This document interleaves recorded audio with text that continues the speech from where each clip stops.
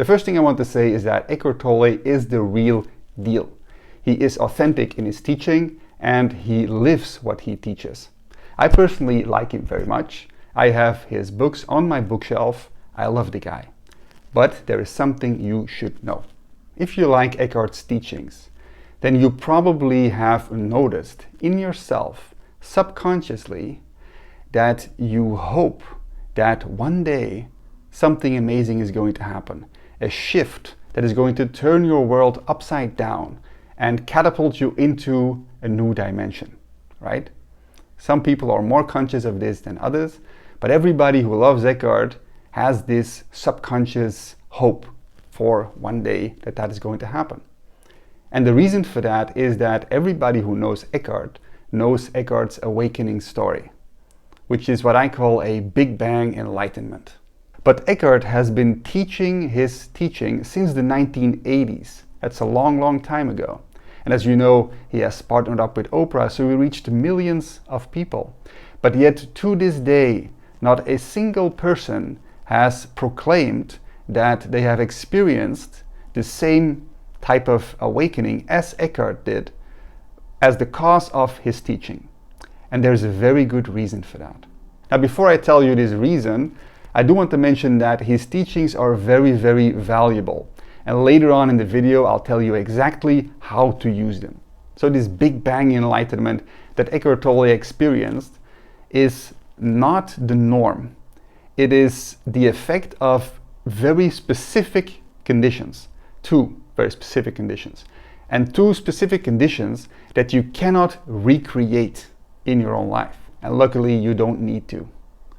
So the first requirement that Eckhart Tolle had in order for that Big Bang, like world turning upside down, new dimension, the Big Bang of an enlightenment. By the way, why don't you want that? First of all, it is not the norm. It isn't. I will talk later about why it is not the norm. But second, it is very destabilizing.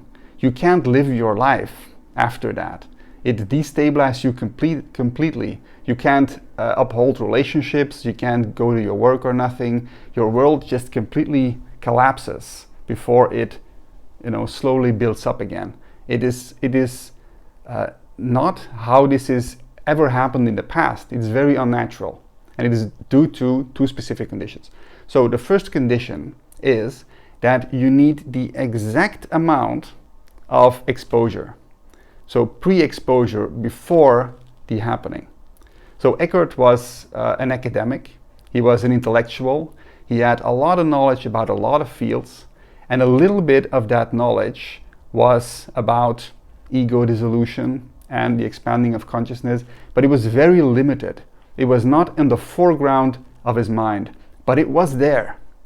So it needed to be there for the ego to let go, but it couldn't be too prominently present for the second reason. And that is that if it would be too prominently present, then his ego would know that if I give in, then something is going to happen. He did not have that idea. And that's very important, because the second condition is that the ego, in this case, needs to be completely and utterly hopeless. Like zero hope. Actually what happened to him is a psychological suicide, truly. He was so depressed that anything was good enough for him to just go, to just give up completely. So his ego needed that final little extra push in order to just say, let go. And that was also like a voice that he heard, like, don't resist nothing, just let go. He heard that voice because there was that little bit of information that there would be something beyond his own ego. And at the same time, there was not the hope for the ego that if I let go, then I will be, because his ego really did die. It was gone, never to return again. But it was because it was so ready to give up. That is also why Eckhart is one of the only spiritual teachers now and in history who really specifies suffering as a vehicle for ego dissolution.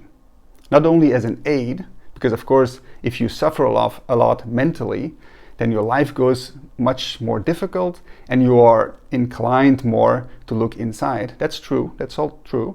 So suffering is not a bad thing for expanding of your consciousness. But Eckhart is unique, or almost unique, it's very rare, in the fact that he actually says that, I heard him say this a couple of times, that probably awakening is not possible if there is not extreme suffering.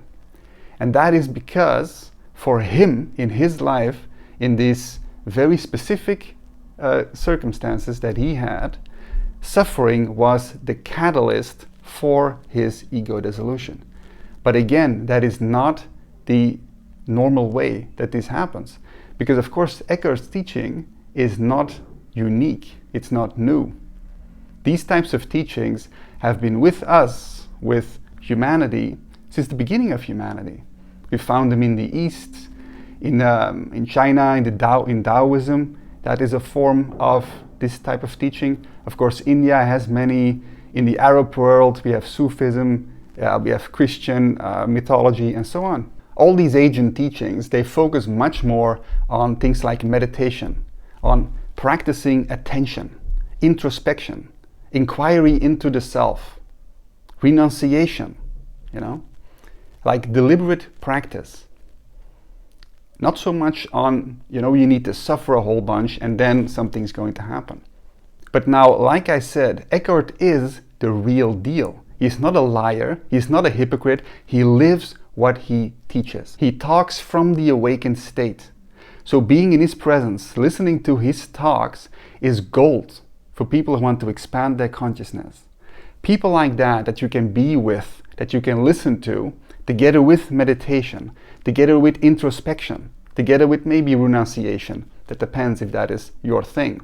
But together with your practices, if people like that are in the world that we can listen to, that we can be in the presence of, that is gold. That is amazing. So definitely what he brings into the world is super, super valuable. But the thing you need to know is not to aspire to his type of awakening, because it is not the norm, it is not natural, it is under certain conditions. The real natural way is a gradual expanding of consciousness.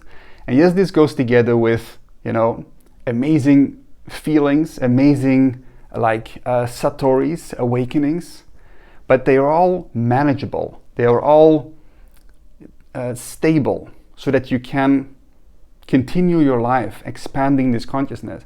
If everything goes at once, like boom, you're completely destabilized, very unnatural. Don't aspire for it, but definitely keep listening to his talks if you like that, because it is super, super valuable.